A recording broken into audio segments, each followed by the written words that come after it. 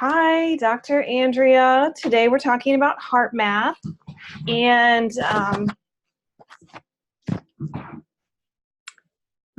good morning. We're talking about HeartMath today.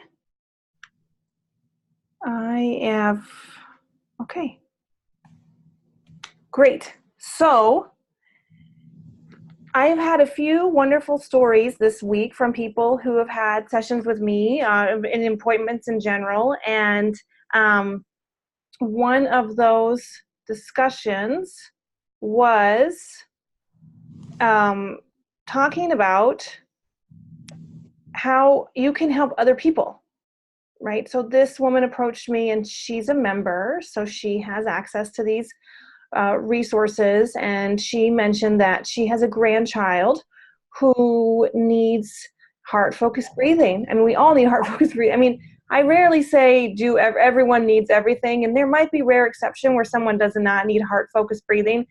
But heart-focused breathing is about connecting our physical, mental, emotional well-being together, right? Uniting us as one unit, and then our spiritual expression as well. So that's why I feel like it's so fundamental to our health, and that everyone really can benefit from it. Because it's all about balancing the sympathetics and the parasympathetics. So it's about balancing our nervous system.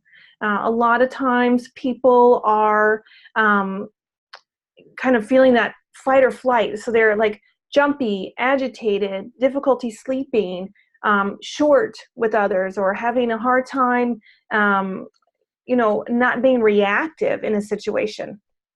So there's that person, right? And that really depletes us with our cortisol. And then there's kind of this other person, and I've mentioned this before, but that's the person who looks cool as a cucumber, right? Looks like can handle any situation.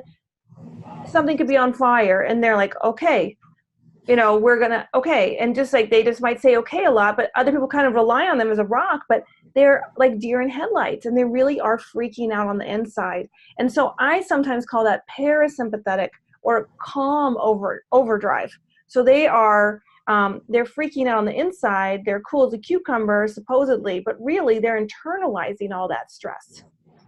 And then people don't credit them with having a problem, because they look calm, they look relaxed, they look like they can handle anything. And they are hurting themselves on the inside because they have difficulty expressing, or they have difficulty activating the sympathetic response. Like, oh my God, something's on fire. Not like, okay. And so I struggled with this for a long time, because I have a good friend who I just was always impressed, right? So there's this idea of like us, we're always impressed with the person who could just handle anything. So, I was impressed. I was always like, wow, she can own any situation. Like, I can rely on her if there's something going on, that she's going to just be like, okay. And then we started actually talking about what that meant. Okay. And it meant like, okay, I'm just going to keep saying okay, or looking cool, but freaking out, and then started internalizing a lot of health problems, and they were manifesting, but people were not giving her credit for what she was actually feeling. So that's why I really value HeartMath, and not to in any way diminish meditation, because the meditation is extremely valuable. But I think a lot of people get shut on with meditation, with like, okay, you should meditate, right? And that's just a very difficult task. What I like about heart-focused breathing is it actually incorporates our physicality, right? It's connecting to our heartbeat. It's connecting to our breath. And a lot of times, I think with meditation, people focus just on what's happening mentally, right? And then they get a little overwhelmed because their body's giving them messages, and they're like, no, I'm supposed to be thinking just about having a calm mind. I'm having a calm mind. Oh my God, I'm freaking out. I can't have a calm mind. And it's just this like, oh my God, it's just this cluster, and so what the point is, heart-focused breathing is a really nice thing to teach other people. So, I'm not evangelical by nature, But I do think sometimes if you have a relationship with someone and they're asking, like, what can I do? And I was actually talking to another patient of mine this week, and my patient's like, I just give them 10,000 things to do, and it's like, so now we've overwhelmed an overwhelmed person, right? So if there's a guiding force, whatever the person really has a complaint of, pretty much, if they can connect to heart-focused breathing, right? If you have one thing to share with someone, I would encourage you to tell them this 1-minute technique and say, put your hand on your heart, focus your attention in the area of your heart, focus, connect to your breath, and you can keep your eyes closed, just do this for a minute, and it's gonna support the fibers that already exist in the body. And so it is good, and then we do that in a calming situation, so then people know if there is a stressful situation that we're actually encouraging something that they already know works. So it doesn't really work well, if someone's spazzing out, unless you have a good relationship with them, but it's like, okay, put your hand on your heart, like, we're going to do something, right? Like, and that's a lot of times very difficult because people are, meditate or calm down. Like, it's the worst thing you'd say to anybody in the whole world, I think. Calm down. It's like, okay, now I have something else to do. And it was funny, actually, like, this is a total tangent, but I was 14, and I'm seeing this now with my daughter. Actually, she's 8, and she forgot her homework this week. And, I just looked at her, and she's like crying, and she's like, go back and get it, Mommy. And I'm like, I can't. I have to go do my work. Like, I can't. Mommy doesn't go back and get your homework, right? That doesn't happen. And but I was there, right? I remember 14, I forgot my Spanish homework the first week of school, and the nurse had to come in because I was hyperventilating.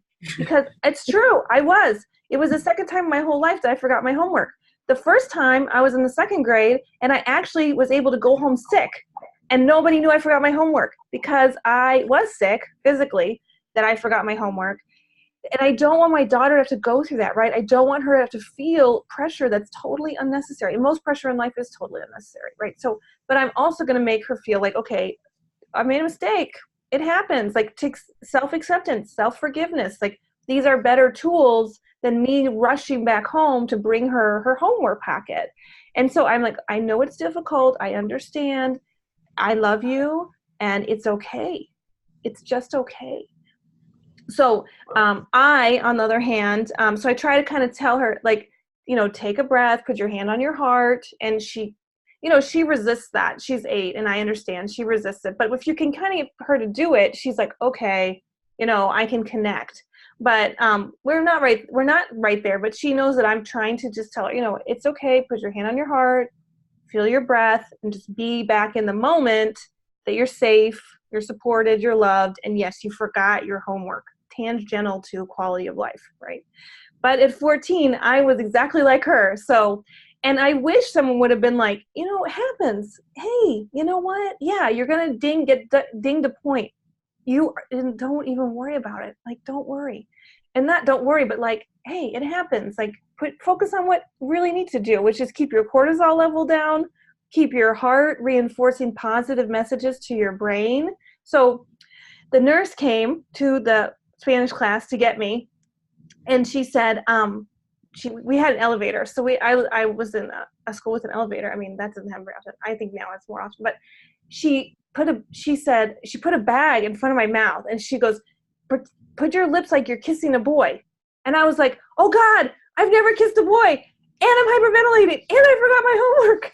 I don't know how to do any of this. So it was like, I mean, God bless her. Like, it wasn't the nurse, but it was just so funny because it was the most unhelpful piece of information, right? So, like, you're in some kind of dire situation, and you yourself might need to say, what do I need to do to help myself, right? And I don't always, I wish there was a better analogy, but it is just very, very clear for people. It's very poignant when you say you have to put the mask over your face before you put anybody else's. I mean, the airlines have made that very clear that your own survival is therefore helpful to other people's survival. And you have to do that. So you have to put the mask on your own face, which is like, okay, yes, this is a bad situation. Okay, and not a homework situation, but a bad situation. What do I do? Put your hand on your heart, and then say to someone else, hey, put your hand on your heart, because this technique can be learned or acquired in the moment. Okay, I can feel my heart. Okay. And now you feel the connection to your own physicality. And then you're feeling this, balance. And all of a sudden the objectivity, right, becomes much, much easier to obtain because the veil of fear has been removed.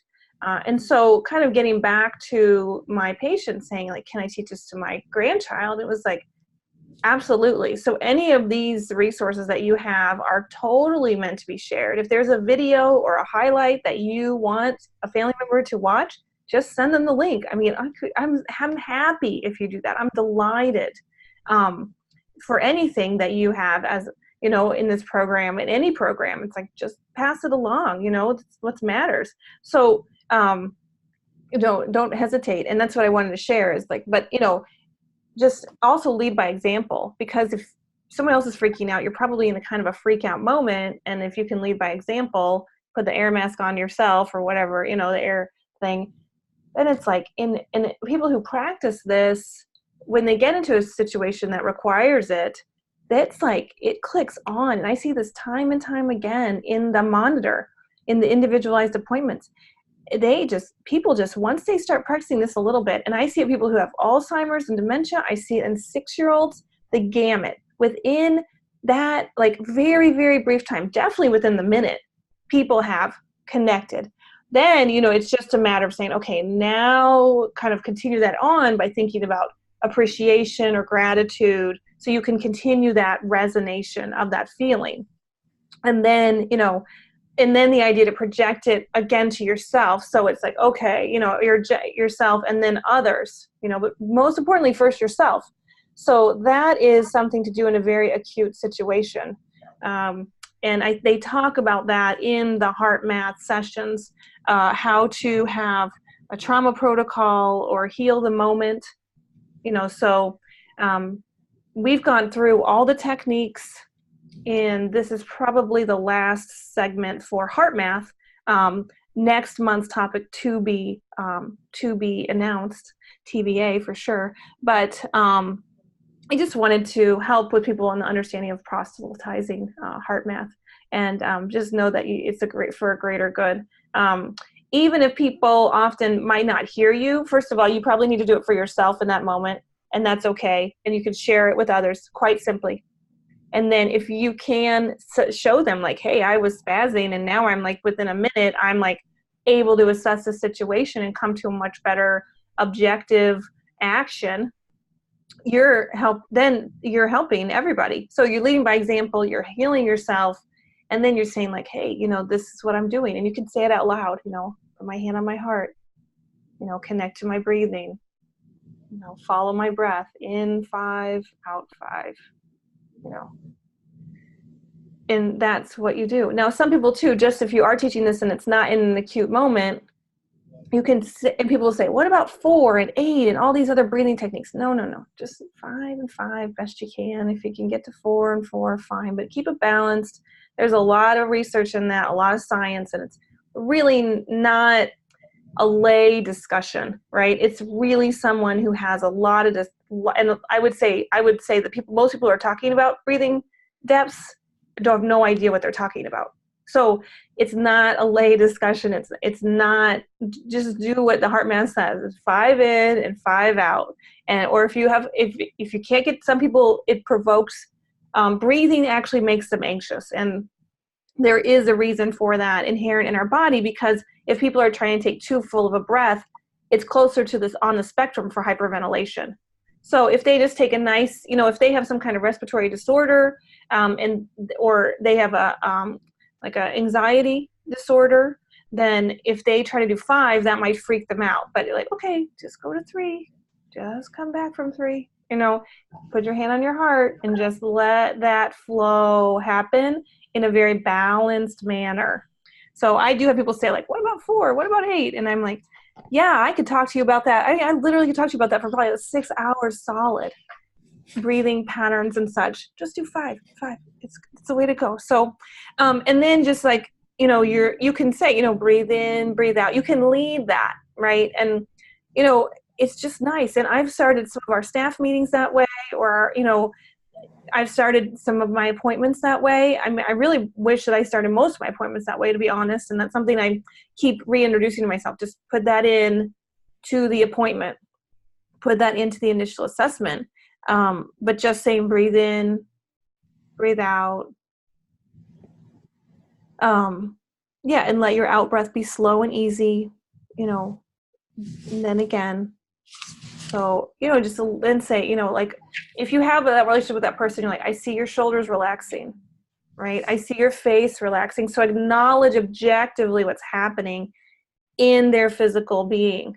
Oh, I see you, kind of settling in. And, I see, sometimes people, when they relax, they will get kind of bubblies in their head or lightheaded feeling. So that make them like, oh, it's like, that's okay. That's actually blood flowing better to your brain. That's your kind of this cooling wave is about your cortisol levels. Your stress levels are going down. Your body's self-soothing on the inside. And it's like, oh, okay, that's because it can seem almost uncomfortable a little bit, right? Because they've been in this really like ramped up state.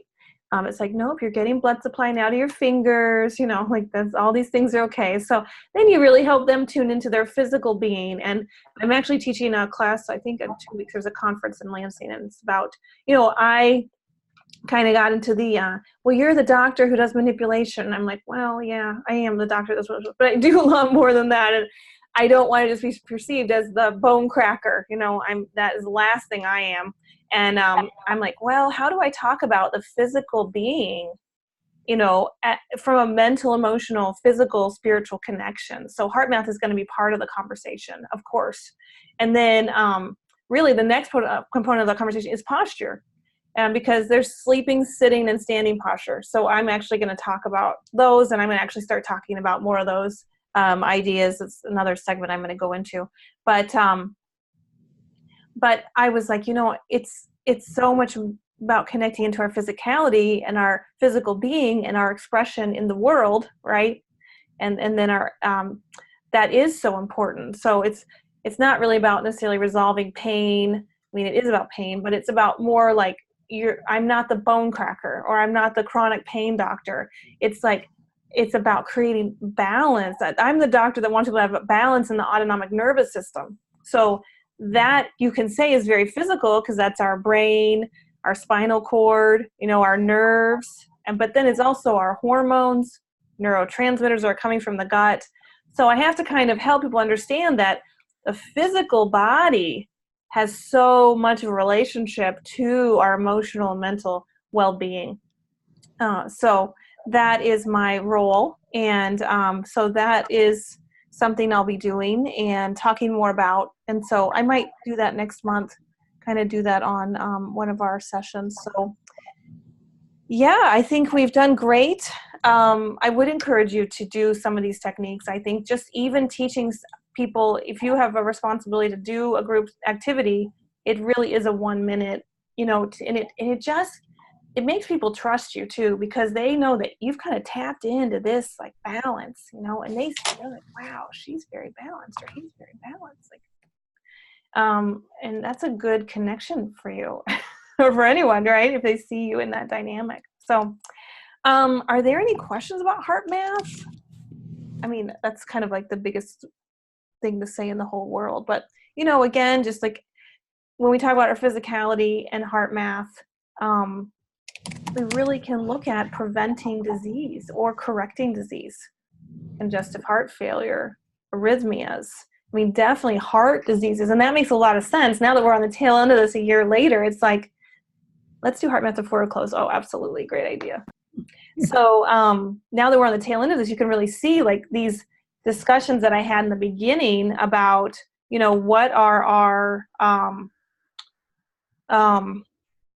reasons for HeartMath, right? So I'm talking about, reducing, 20% of people stop their AFib and blood pressure medicine in this study with 150 people, right, in California, where the doctor authorizes the stopping of the AFib medicine and the hypertension medicine in 20%. That's better than any outcome in any pharmacologic measure, period.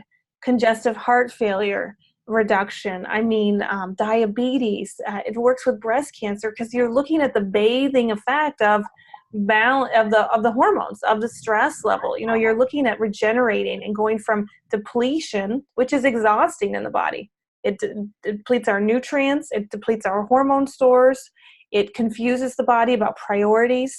You know, with digestion and absorption, processing toxins, all of those kind of imbalances that happen, that then create what becomes a diagnosis, right? So we can talk about a diagnosis, but we really have to look at what is the inherent imbalance. And HeartMath is definitely addressing inherent imbalances in the body, because it's doing everything, because it's connecting physical, emotional, mental, and spiritual. And that's at the core of creating balance. And one of the absolute primary reasons why I wanted to do this monthly session, so that this could unravel for people. And now I'm taking it back to the beginning, which is, you know, how to prevent what everyone is so afraid of, which is things like heart disease and cancer, you know, and just low quality of life, fatigue, you know, all those things that are diagnoses, right? The leaves on the tree. And we've actually gone to the root and said, hey, you know, yeah, it could be this problem and this problem and this problem and this problem. But what is the reason? What is the imbalance? But really, what is the way to heal those, right? And heal them or prevent them and never see them. And I have a patient that had a pretty extensive joint replacement. I mean, very extensive. And we've now been able to work through actually the pain, and the range of motion's greatly improved. And I said, gosh, what if this never was on your timeline? What kind of energy suck has this caused in your life? First, a decade of feeling pain, then a really difficult surgery with some complications, and then the post-recovery time that has really not created a resolution until she started actually being able to have range of motion, you know, and then that reduced the pain and, you know, the correct alignment that needed to happen. And I just looked at her, I was like, gosh, what if that 15 years that this was like really like an everyday consideration, what if that just never was on your plate? And I was like, wow, that is the power of prevention, right? That is like, you know, people say like, oh, it costs money. And it's like, yeah, yes, you can talk about a resource of money, but talk about time and health, and then talk to me, right? That, you know, Heather says, I spent $10,000. She said, I maybe spent $10,000 or $15,000 getting rid of fibromyalgia. And I would have spent 10 times more than that, because I can get off the couch. I live my life. I never think about fibromyalgia anymore. You know, and she says that to a lot of people. It's like, what is the true value in life? It's like being able to wake up, have a great life, feel the energy, and never put these things on your timeline, right? Hospitalizations, tremendous waste of time and energy. I mean, huge energy suck. Being sick, going to the doctor to talk about another medication, right? Instead of talking to the doctor about how can I feel better? You know, it's just, those are the things that HeartMath really offers us.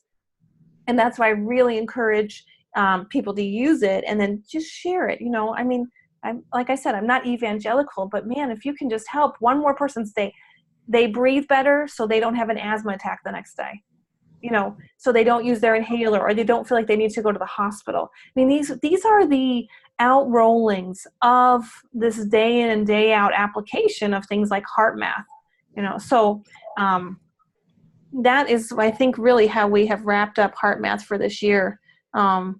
Because there's improved health outcomes, but that's looking from like the state of disease and improving that disease. But it's really powerful to think about, wow, what if that's never, ever on my timeline? What if that's never on my plate, and the energy suck that it takes? I may never have to deal with that. And I think sometimes people say, like, they'll see someone who's sick or suffering and they'll say, thank God. People say this, you know, because you say, thank God that's not me. And I think a lot of people feel guilty then when they say, oh, thank that that's not me. And I can understand why, because you are saying that about another human being who's suffering, and you're like, thank God that's not me. Instead of saying like, wow, I can really, maybe another way to reframe that is like, I can really see the energy drain that experience is for them.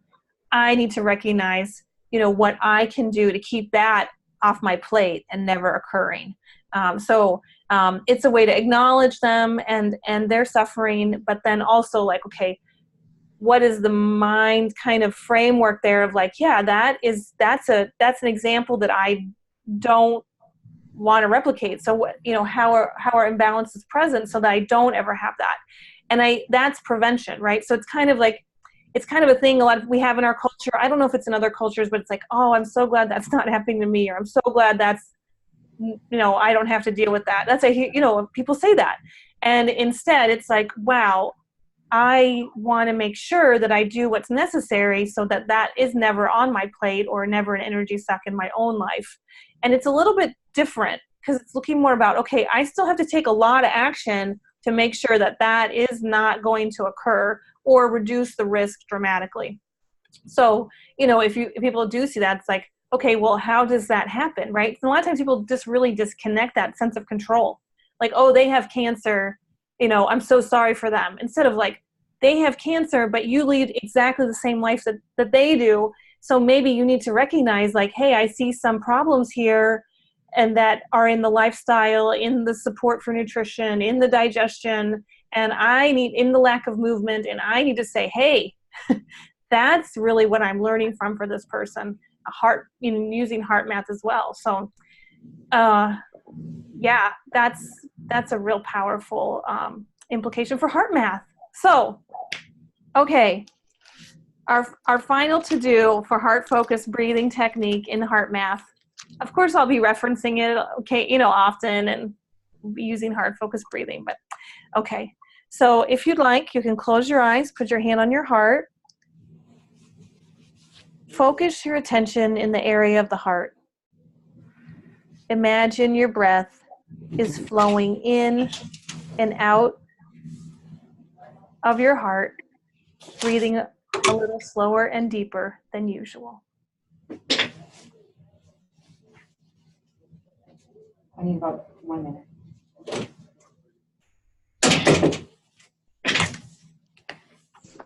Wonderful. So close your eyes, focus your attention in the area of the heart. Imagine your breath is flowing in and out of your heart or chest area.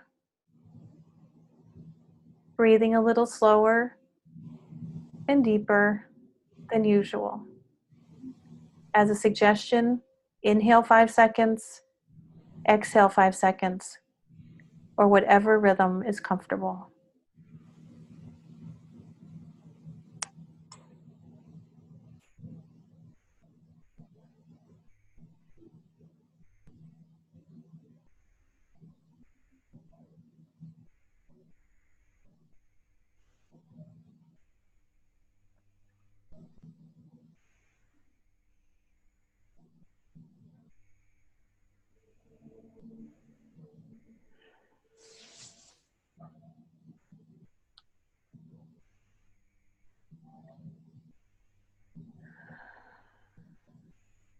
When you're ready,